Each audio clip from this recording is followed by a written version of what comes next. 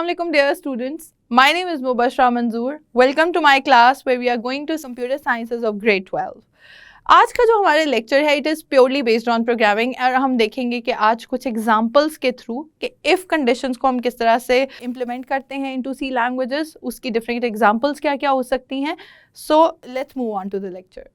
सो dear students, जैसे कि मैंने आपको बताया इस लेक्चर में हम डिस्कस करेंगे कुछ प्रोग्रामिंग एग्जांपल्स को, taking those examples and implementing them using if conditions, क्योंकि हमने लास्ट लेक्चर में if condition को ही डिस्कस किया था. हम देखेंगे दो तीन वेरिएशंस ऑफ प्रोग्राम्स जिसमें हमें पता चलेगा कि अगर हमने कोड में अपनी if condition को यूज़ करना है, उसका सिंटैक्स क्या है और किस किस तरह के प्रोग्राम्स और किस किस तरह की प्रॉब्लम सॉल्विंग हम उससे कर सकते हैं. So let's go towards the programming portion.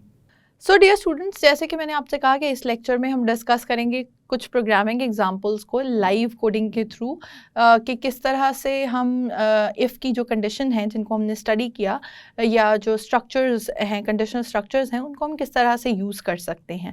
अब कंडीशनल स्ट्रक्चर्स को यूज़ करने के लिए हमें कोई ना कोई कंडीशन स्पेसिफाई करना हमेशा ज़रूरी है. हमारा स्टैंडर्ड प्रोग्राम उसी तरह से काम करेगा लेकिन उसके अंदर कोई ना कोई कंडीशन होगी. यहाँ मैं आपको बताऊँगी कि स्कोप का भी क्या मतलब है. जब मैं बार बार ये बात कहती हूँ, डॉस अगर आप यूज़ कर रहे हैं, DOS base Turbo C++ use करें तो शायद उसमें आपको क्लियरली स्कोप नज़र नहीं आता, लेकिन अगर आप डेव C++ यूज़ कर रहे हैं तो आप ये देखें, और इवन विजुअल स्टूडियो यूज़ कर रहे हैं तो कोई और जो कंपाइलर्स हैं उसके अंदर भी आप अगर ये देखें एक माइनस का साइन स्टार्टिंग पे आता है. मेरी थर्ड लाइन में देखें तो 3 में प्लस और माइनस का साइन एक बना हुआ है. जब मैं इसे क्लिक करती हूँ तो ये मुझे बता देता है, इसको क्लोज कर देता है स्कोप को. इसका मतलब है इसके साथ ये लाइन जॉइंड है. इसका मतलब ये है कि ये मेन का जो स्कोप है वो यहाँ से स्टार्ट हो रहा है. That is the entry point and that is the exit point of that particular function. इसी तरह से जब हम कंडीशंस यूज़ करेंगे तो कंडीशंस का भी एक स्कोप होगा. यानी इफ़ स्टेटमेंट, जैसे कि उसके सिंटैक्स में मैंने आपको बताया था कि उसके सिंटैक्स में भी आपको क्या मिल रही होंगी, कुछ स्कोप जो है डिफाइंड होगा, उसका एंट्री और एग्जिट पॉइंट का डिफाइंड होगा उस कंडीशनल स्टेटमेंट का, जिसको हम कह रहे हैं इफ़ स्टेटमेंट. तो एक प्रोग्राम लिखते हैं. मैं अगेन इसके ऊपर इसका कमेंट डाल देती हूँ एक, क्योंकि we are making it a practice to add the headers. We have to check to make a program to check age of a candidate. आप अज्यूम करें कि ये एक ऐसी फैसिलिटी बनी हुई है जिसमें this is for elderly people, which means you have to scrutinize के जो मेंबर आ रहा है, जो कैंडिडेट आ रहा है, क्या उसकी एज जो है वो 60 अबव है या नहीं, because the person is only allowed अगर उसकी एज जो है वो 60 अबव है, राइट. तो तभी उसको फैसिलिटेट किया जाएगा. Let's make a program for it. हम सबसे पहले तो क्या करेंगे, सबसे पहले तो हम एक इंटीजर ले लेते हैं जिसका नाम एज है. इंटीजर भी हो सकता है, फ्लोटिंग पॉइंट भी हो सकता है, और एक वेरिएबल ले लेते हैं जिसका नाम है, हमने स्टेटस रख दिया. इसका कोई भी नाम हम रख सकते थे, variable names is not an issue. उसके बाद हम ये कहते हैं कि हमें यूज़र से इनपुट लेनी है, तो which means we have to use which function. Yes, scanf का फंक्शन यूज़ करना पड़ेगा. स्कैनएफ हमसे जो है वो अपनी आर्ग्यूमेंट्स कुछ डिमांड करता है, और वो आर्ग्यूमेंट्स क्या क्या होते हैं, एक फॉर्मेट स्ट्रिंग, और उसके साथ क्या होती है आपके पास, उसके साथ कुछ ऑप्शनल वेरिएबल्स होते हैं if you have to take a dynamic string. तो अगर मैं कह रही हूँ कि स्कैनएफ से क्या चीज़ आपके पास आ जाए, पहले तो आपके पास स्कैनएफ से ये आए कि एज क्या जो है ना, क्या एंटर की गई है और वो किस वेरिएबल में जानी है. एंड एज हम लिखेंगे, जैसे मैंने आपको पहले बताया था. जब भी आप वेरिएबल स्पेसिफाई करेंगे into scanf function, you have to always mention and before that variable. क्योंकि स्कैनएफ ने क्या करना है, यूज़र से इनपुट लेनी है in terms of an integer, जैसे कि मैंने यहाँ स्पेसिफाई किया है कि ये इंटीजर वेरिएबल ही होगा, और फिर उसने करना है कि उस वेरिएबल के एड्रेस पे जाना है और उसको स्टोर कर देना है उस वैल्यू को उस एड्रेस पे. ठीक है, तो you have to make sure that you are writing with the variable. Printf की केस में ये चीज़ एप्लीकेबल नहीं है. प्रिंट एफ के केस में हम क्या करते हैं, हमारे पास ऑलरेडी वो प्रिंट एफ के फंक्शंस अवेलेबल होते हैं और हम उसको बता देते हैं कि that this is the variable that you have to get the value from, right. यहाँ पे इसके अगेन थोड़ी सी प्रेजेंटेबिलिटी के लिए हम क्या लिख देते हैं कि एंटर योर एज। ठीक है, मैं इसको कह देती हूँ कि अपनी एज एंटर कर दें और उसके आगे मैं फिर scanf का फंक्शन लगा लेती हूँ, बिकॉज अगर मैं scanf डायरेक्टली लगा दूंगी तो इट विल नॉट शो मी कि मुझे एंटर क्या करना है। अब मैं ये कहती हूँ कि स्टेटस जो है ना इज इक्वल टू, अच्छा इसको करने का एक तरीका ये है कि मैं आपको कहूँ कि इसी प्रोग्राम को चेक कर दें, तो आप एक तरीका तो ये कर सकते हैं कि मैं एज लिखूँ और मैं कहूँ कि if age is greater than 60, उसको स्टेटस में स्टोर करवा दें और फिर प्रिंट करवा दें, प्रिंट एफ से मैं प्रिंट करवा दूँ कि मेरे पास क्या है, एज ऑफ द पर्सन, मैं यहाँ पे लिख देती हूँ age of the candidate is equal to, उसके साथ में परसेंटेज डी साइन ऐड कर देती हूँ because I have to take the variable value, और फिर मैं यहाँ पे स्टेटस से लिख लेती हूँ क्योंकि मुझे कहाँ से वैल्यू चाहिए, स्टेटस वेरिएबल से। तो it will only be printed अगर यहाँ पे मैंने क्या किया है, मैंने रिलेशनल ऑपरेटर यूज़ किया है। यानी रिलेशनल ऑपरेटर का मतलब ये कि मैंने कंपैरिजन करवा लिया है कि क्या ए ग्रेटर देन 60 है या नहीं है। अगर तो एज ग्रेटर देन 60 होगी तभी वो स्टेटस में स्टोर हो जाएगी, अदरवाइज नहीं होगी। So just run this program, let's run this program और फिर हम देखते हैं कि इसकी हमारे पास आउटपुट क्या आएगी। जी, I have to save it with the name conditions, और अगर आप देखें तो मेरे पास ये प्रोग्राम रन हो गया है और वो मुझे कह रहा है कि enter your age. For example I write 45 in it. अब वो मुझे क्या कह रहा है कि age of the candidate is equal to 0। Why? Because उसने तभी वैल्यू स्टोर करनी थी जब उसके पास जो कैंडिडेट की एज है जो उसने एंटर की थी वो ग्रेटर देन 45 आती, तभी वो उसे स्टोर करता स्टेटस वेरिएबल में। अदरवाइज उसने क्या कहा है कि इट इज़ 0। बाय डिफॉल्ट जो वेरिएबल की वैल्यू थी वो क्या थी, 0। तो उसने मुझे कहा कि ये 0 यहाँ पे शो हो गया। But let's run it again और फिर देखते हैं, इसको कंपाइल एंड रन करते हैं और अब मैं यहाँ पे 62 एंटर करके देखती हूँ। The value is 62। अब इफ यू सी तो इट्स टेलिंग मी कि the age of the candidate is equal to 1। अब क्या हुआ, अब तो आंसर जो है मेरे पास होना चाहिए था 62 शो होना चाहिए था। What is the difference over here? The difference is कि आपको एक चीज़ शायद रिकॉल करनी पड़ेगी यहाँ कि जब भी हम रिलेशनल ऑपरेटर की बात करते हैं तो उसका answer is always a Boolean answer, यानी या तो ट्रू होता है या फॉल्स होता है। तो इसीलिए पहले 0 इसलिए शो हुआ था कि स्टेटस में क्या आ रहा था, फॉल्स, कि आपका जो फंक्शन है यहाँ पे जब रिलेशन को चेक करता है तो वो कहता है कि एज तो ग्रेटर देन 60 नहीं है 40 के केस में। So the answer is false, क्योंकि रिलेशनल ऑपरेटर और लॉजिकल ऑपरेटर के आंसर्स तो हमेशा आपके पास किस में आते हैं, लॉजिकल आंसर्स आते हैं या आपके पास बूलियन आंसर्स आते हैं, वो तो आपके पास न्यूमेरिक आंसर्स नहीं आते। So that is how we get 1 and 0। मतलब ये है कि उसकी जो एज है that is above 60 and it is good to go, यानी इसका मतलब है 1 का मतलब है दैट इज ट्रू, यानी जो कंडीशन है वो ट्रू है। लेकिन ये तो एक तरीका था, अगर हमारे पास बहुत सारी कंडीशंस हों तो हम उसको इस तरह से भी जो है अगर लिखना शुरू करेंगे और कंडीशनल वैल्यूज़ देंगे तो इसका मतलब ये होगा कि एक तो बहुत एक्सटेंसिव हो जाएगा, प्लस ये कि आपने देखा कि हमारे पास रिलेशनल ऑपरेटर से जो आंसर आ रहा है that is only in the form of Boolean logic, हमारे पास उससे कोई न्यूमेरिक वैल्यूज़ नहीं आ पा रही। तो एक जो तरीका है इसको करने का वो ये हो सकता है कि हम इसके ऊपर इफ़ कंडीशन जो है वो अप्लाई कर लें। मैंने कहा कि मेरे पास एक कंडीशन है, मैंने एक कंडीशन लिखी इफ़ कंडीशन। इफ़ का मतलब कि इफ़ स्टेटमेंट जैसे हमने पढ़ा ऑलरेडी स्ट्रक्चर्स में।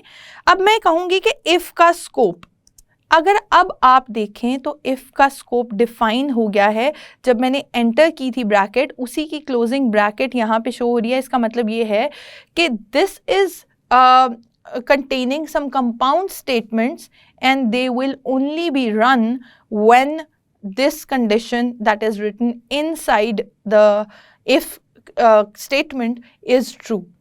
सिर्फ और सिर्फ अगर अब if statement के पास अगर आंसर लॉजिकल बैक एंड पे आपने देख लिया 1 या 0 आ रहा है, अगर if statement को रिटर्न होता है 1 तो उसका मतलब है it will enter within this scope and execute the code written in this scope।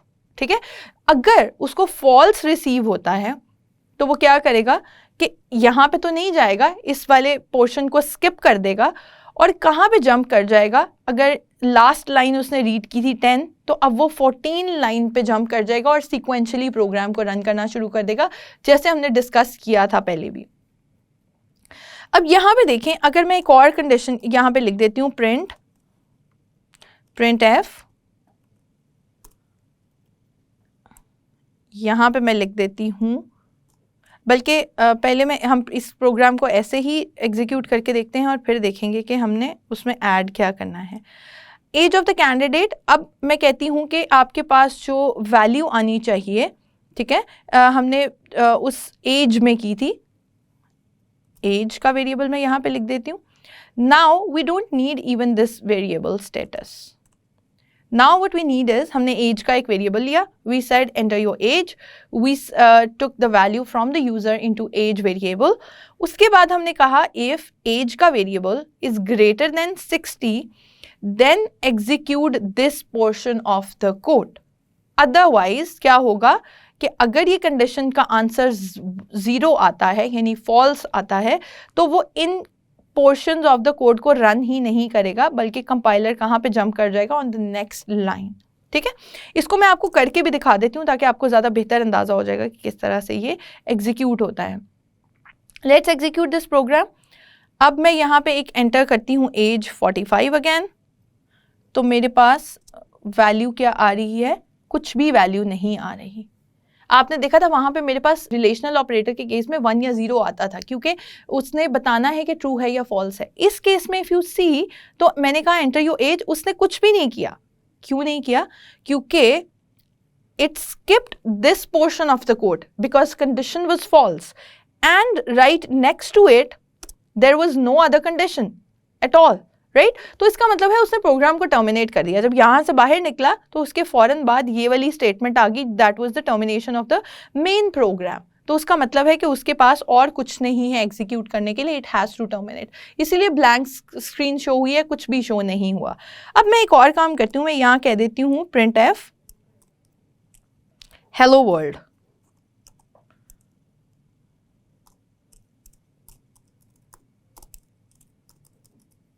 अब आपको क्या लगता है कि ये कंडीशन है या नहीं है? ये स्टेटमेंट बिल्कुल नहीं है। ये कंडीशन किसी भी स्टेटमेंट के ऊपर डिपेंडेंट नहीं है, किसी कंडीशन के ऊपर डिपेंडेंट नहीं है ये स्टेटमेंट, ठीक है। इसने एग्जीक्यूट होना ही है। And if we talk about sequential programming, तो क्या होगा, पहले लाइन 6 ने एग्जीक्यूट होना है, यानी एक वेरिएबल डिक्लेयर होगा इंटीजर टाइप का। सेकेंड लाइन में आएगा आपका कंपाइलर और क्या करेगा, वो उसको एग्जीक्यूट करेगा कि एंटर योर एज। उसके बाद आ जाएगा थर्ड लाइन पे, यानी कि 8th लाइन के ऊपर, और स्कैन एफ करेगा, यानी कि आपसे इनपुट डिमांड करेगा। यू एंटर द इनपुट, जो आपकी कंसोल ओपन हो जाता है उसके ऊपर आप इनपुट एंटर करेंगे। उसके बाद वो क्या करेगा, उसको स्टोर करेगा एज वेरिएबल में, और उसके बाद चेक करेगा if age variable is greater than 60 और नॉट। अगर कंडीशनल स्टेटमेंट के पास जो रिटर्न है वैल्यू वो 0 आती है, जैसे कि पिछले केस में हुआ, तो उसका मतलब ये होगा कि whatever is within the scope of if condition वो एग्जीक्यूट नहीं होना। Compiler has to jump from here to this line and execute it sequentially from here, right. तो अब अगर मैं इसको करूं एग्जीक्यूट, तो क्या होगा मेरे पास, अगर मैं 45 या 35 ही एंटर करती हूँ, लेट्स एंटर 30 दिस टाइम, तो क्या होगा, मेरे पास हेलो वर्ल्ड प्रिंट हो गया है, लेकिन एज में से का रिटर्न अभी तक भी कुछ नहीं आया, क्योंकि it is less than 60। Condition is false within the scope. If के जो भी स्टेटमेंट्स हैं प्रिंट वाली, वो तो प्रिंट ही नहीं होनी, क्योंकि this is not even getting executed, ठीक है। अब हम करते हैं एक और दफ़ा इसको रन करते हैं, and let's enter 65 this time. Now if you see, it is printing both the statements. Let me add /n that I forget every time, like this. So अब हम क्या करेंगे कि हम उसे कहते हैं कि this, अब हम कहते हैं 65, एंटर किया, see this। अब क्या हुआ, जो स्कोप ऑफ द फंक्शन है, the scope of the condition, जो इंस्ट्रक्शंस हैं वो भी एग्जीक्यूट हो रही हैं, यानी ये इंस्ट्रक्शंस भी एग्जीक्यूट हो रही हैं, ये वाली, दिस वन। अब यहाँ आई आपकी इफ कंडीशन, उसने चेक किया age is greater than 60, it means that I have to enter and execute this portion of the code, which means that I have to print this value, this particular instruction on the screen, right? तो इसका मतलब ये है कि उसने ये वाला particular code भी रन करना है और उसको एग्जीक्यूट करवाना है, जैसे कि इस केस में हो रहा है। अगर आप देखें तो, अगर आप देखें यहाँ पे पहले क्या हो रहा है, इसने मुझसे एज का पूछा, I entered the age of the candidate, उसने प्रिंट कर दिया age of candidate is equal to 65, और उसके नीचे आया और नीचे आके उसने सिक्वेंशियल प्रोग्रामिंग भी स्टार्ट कर दी। तो that is why the statement hello world is getting printed, right? So I hope आपको ये जो प्रोग्राम है ये समझ में आ गया होगा। इसकी एक और हम एग्जाम्पल लेते हैं और देखते हैं कि हम कैसे एक कंडीशनल प्रोग्राम बना सकते हैं to print a number which is only even, right? हम देखते हैं, हम यूज़र से कहते हैं कि एंटर अ नंबर। मैं इसी प्रोग्राम को चेंज कर लेती हूँ, कुछ थोड़ा सा चेंज करते हैं इस प्रोग्राम को। मैं कहती हूँ एंटर अ नंबर, इंटीजर ले लिया नंबर के नाम से। अब मैं कहती हूँ एंटर अ नंबर, इसका जो हेडर है उसको मैं चेंज कर देती हूँ और मैं कहती हूँ identify even numbers, identify and display even numbers only, ठीक है? अब इसका मतलब मैंने उसे कहा एक नंबर एंटर करे, किस नंबर में मुझे सेव करवाना है, किस वेरिएबल में, नंबर में सेव करवाना है। नाउ आई आस्क्ड इट, अब कंडीशन क्या होगी? Now here the condition is a little tricky but you have already have the knowledge base to understand this. आपको इसकी लॉजिक बनानी आनी चाहिए। So take a few moments over here and try to make a logic. Conditional statement लिखें और फिर इस video को दोबारा से स्टार्ट करें और देखें कि आपकी जो लॉजिक थी वो ठीक थी या नहीं। So yes, in this case हमें क्या करना पड़ेगा? I will ask it to check the condition, which condition is के if number modulus 2 is equal to 0. Is that understandable? Pretty much yes. See, हमने देखा था कि जो आपका मॉड्यूलस का फंक्शन होता है वो क्या करता है। अब आप देखें कितना इंटीग्रेट होती जा रहा है पिछला नॉलेज अगले वाले नॉलेज में, आप किस तरह से उसको यूज़ कर सकते हैं। जो परसेंटेज साइन था वो हमने यूज़ किया था ऑपरेटर्स में। ऑपरेटर्स में परसेंटेज साइन का मतलब था मॉड्यूलस फंक्शन, और मॉड्यूलस का फंक्शन का मतलब ये था that you have to return the remainder after division, right? यानी अगर मैं 4 और 2 को डिवाइड करती हूँ तो 4 और 2 की डिवीजन से मेरे पास क्या आ जाएगा? Remainder 0, right? 2 2s are 4 and remainder is 0। इसी तरह 5 से डिवाइड करती हूँ, रिमाइंडर विल बी 1, राइट? तो इसका मतलब ये है कि अब ये चेक करेगा कि जो मॉड्यूलस नंबर को, जो भी नंबर यूजर ने एंटर किया है, अगर उसको 2 से डिवाइड करते हैं उसका रिमाइंडर जो है क्या वो 0 आता है कि नहीं। लॉजिकली ये बात ठीक है, राइट? कि अगर किसी भी इवन नंबर को हम 2 पे डिवाइड करते हैं और उसका मॉड्यूलस चेक करते हैं, इट मस्ट बी 0। अगर 0 नहीं होगा उसका मतलब है that number is odd, right? तो इसका मतलब है बहुत सिंपल सी कंडीशन थी और हमने यहाँ पे क्या प्रिंट करवाना है कि द नंबर मैं यहाँ पे नंबर को प्रिंट करवा देती हूँ। कौन सा नंबर था वो?